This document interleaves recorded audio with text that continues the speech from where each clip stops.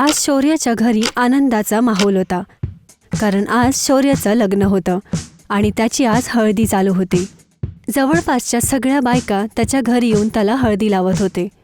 हसी मजाकमध्ये आणि संगीतामध्ये घर एकदम उजळून गेलं होतं. अरे शौर्य, जरा सांग, हा नवरा बनण्याचं फील कसं आहे? मनात तर लाडू फुटत असतील.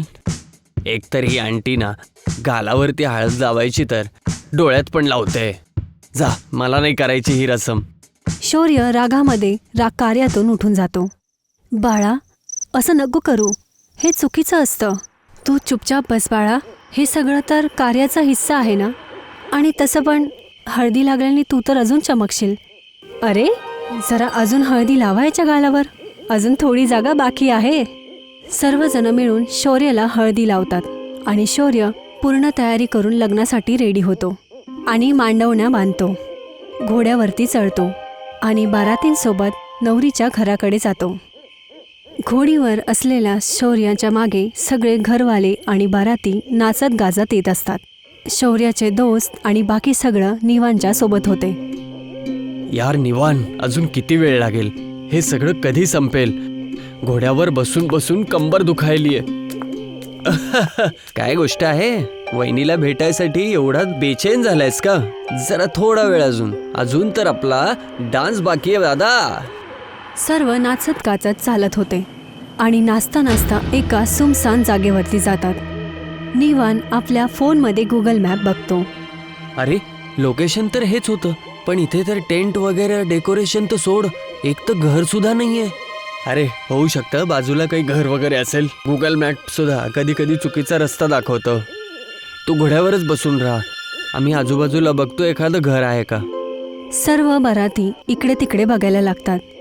घर बघण्याच्या चक्करमध्ये सर्वजण इकडे तिकडे होऊन जातात. शौर्य घोड्यावरती एकटाच राहून जातो. तेव्हाच त्याला समजतं की कोणीतरी त्याच्या मागे आहे.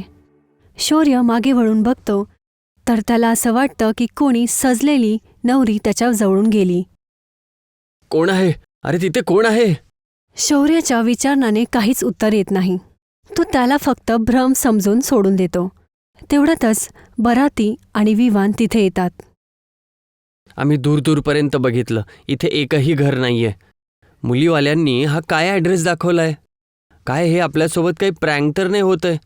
आजकाल लोक काही प्रँक करतात. थांब, आता रुहीच्या पप्पाला फोन लावतो, तेच सांगतील. शौर्य आपल्या खिशातनं फोन काढतो आणि रुहीच्या वडिलांना फोन करतात, पण फोन नाही लागत. रुहीच्या वडिलांचा फोन नाही लागत आहे. अरे, वडिलांना सोड, रुहीचा नंबर तर असेल तुझ्याकडे, तिलाच फोन करून विचार ना. हां, आत्ता विचारतो. शौर्य आपल्या होणाऱ्या बायको रुहीला कॉल करतो. हॅलो रुही, तुझं घर कुठे आहे? तुझ्या वडिलांनी जो ॲड्रेस दिला होता तिथे कुठलंच घर नाहीये. काय बोलतोयस तू? तिथेच तर माझं घर आहे. आधी ॲड्रेस कन्फर्म कर. मुकुंदपूर गाव, गल्ली नंबर 181. हां, नक्कीच हाच ॲड्रेस आहे. तू बरोबर ॲड्रेसवरती आला आहेस. मी तर तुला बघू पण शकते. काय चेष्टा आहे? तू मला कुठून बघत आहेस? मी तर तुला बघू पण नाही शकत आहे. तूने सफेद शेरवानी घातली आहे ना?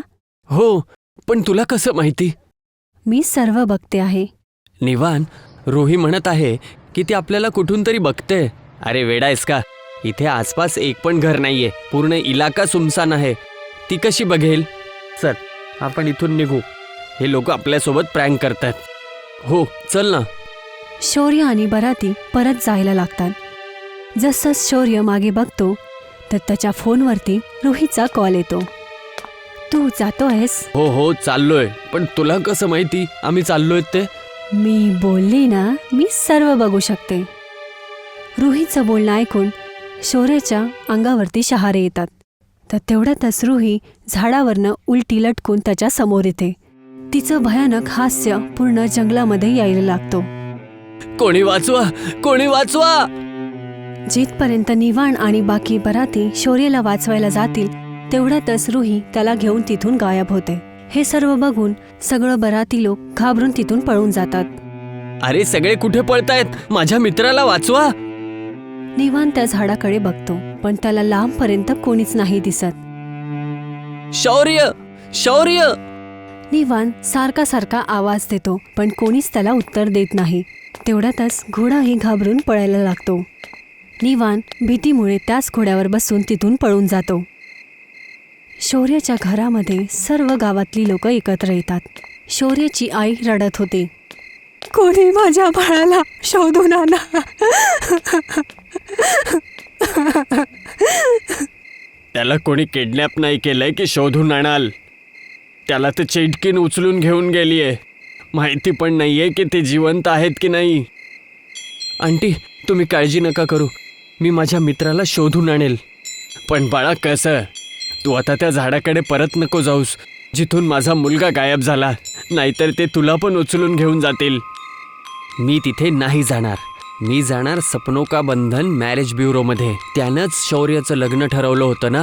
हां हां बाळा, तिथूनच काही पत्ता लागू शकतो. चल, मी पण तुमच्यासोबत येतो. निवान आणि शौर्याचे वडील सपनों का बंधन मॅरेज ब्युरोला निघून जातात. ते दोघं एका सुमसान जागेवरती पोहोचतात. इथेच तर होतं मॅरेज ब्युरोचं ऑफिस. हां, मी तर खूप वेळेस इथं आलोय. इथेच तर होतं त्याचं ऑफिस. पण इथे तर स्मशानभूमी आहे. ते बघा, तिथे अजून सुद्धा कुठला मृतदेह जळत आहे. हे आपल्यासोबत काय होत आहे? जिथं लग्न होणार होतं तिथे मुलगी भेटायच्या ऐवजी भूतनी भेटली. इथे आता मॅरेज ब्युरोचं ऑफिस होतं तर स्मशानभूमी बनून गेली आहे. ह्या गावामध्ये नेमकं कशा प्रकारचं डेव्हलपमेंट होतंय? तेव्हाच निवान आणि शौर्याचे वडील बघतात की जिथे शव जळत होतं तिथे एक अघोरी बसला होता. तो दोघांनाही इशारे करून बोलवतो. अंकल, अंकल, तो आपल्याला बोलवतोय. नाही, आपल्याला तिथे नाही जायचंय. तू पण नको जाऊ. तो आपल्याला गायब करून टाकेल. पण आपल्याला तिथे जायला हवं. काय माहिती त्या अघोरीनं काही शौर्याबद्दल सांगितलं तर? दोघंही घाबरत घाबरत अघोरीजवळ जातात. त्याचं शरीर राखेमध्ये माखलेलं होतं आणि लांब लचक जटाय होती आणि डोळ्यामध्ये तीव्रता होती. तुम्ही लोक इथे काय करत आहात? मी सपनों का बंधन मॅरेज ब्युरोचं ऑफिस शोधत आहे. बघत नाहीयेत का? हे एक स्मशानभूमी आहे. इथे कुठून मिळणार तुम्हाला मॅरेज ब्युरोचं ऑफिस? मला लक्षात आहे, मी इथेच आलो होतो. इथूनच माझ्या मित्राचं लग्न ठरलं होतं. जर लग्न ठरलंय तर मॅरेज ब्युरोचं ऑफिस का शोधत आहात? लग्न तर ठरलं, पण त्याची बायको ती भूतनी झाली. अरे, ती तर सगळ्यांचीच पत्नी असते. बाबा, मला माहिती आहे की सगळ्याच पत्नी चुडेल असतात, रक्त पितात. पण माझ्या मित्राला तिने गायब केलं. हां बाबा, माझ्या मित्राला तिच्या होणाऱ्या बायकोने गायब केलंय. मी माझ्या डोळ्यांनी बघितलंय रुहीचं भूतनीचं रूप. मला सगळी कहाणी सांग. निवान आणि शौर्याचे वडील अघोरीला सगळं झालेलं सांगतात.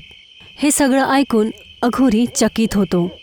हे कसं शक्य आहे? इथे तर खूप वर्षांपासून स्मशानभूमी आहे. इथे कसं मॅरेज ब्युरोचं कुठलं ऑफिस असू शकतं? तुम्हा लोकांसोबत छळ झालाय. बाबा, माझ्या मुलाला वाचवा. काय माहिती तो कुठल्या हालमध्ये असेल. काय माहिती तो जिवंत तरी आहे का? उद्या रात्री मी याच स्मशानभूमीत एक विशेष अनुष्ठान करेल. त्याने माझे दिव्य चक्षु उघडतील आणि मी भूतकाळ आणि भविष्याच्या गोष्टी जाणू शकेल. जर तुला तुझ्या मुलाचं सत्य जाणायचं असेल तर उद्या इथे ये. एवढं बोलून तो अघोरी तिथून निघून जातो. निवान आणि शौर्याचे वडील तिथून परत येतात.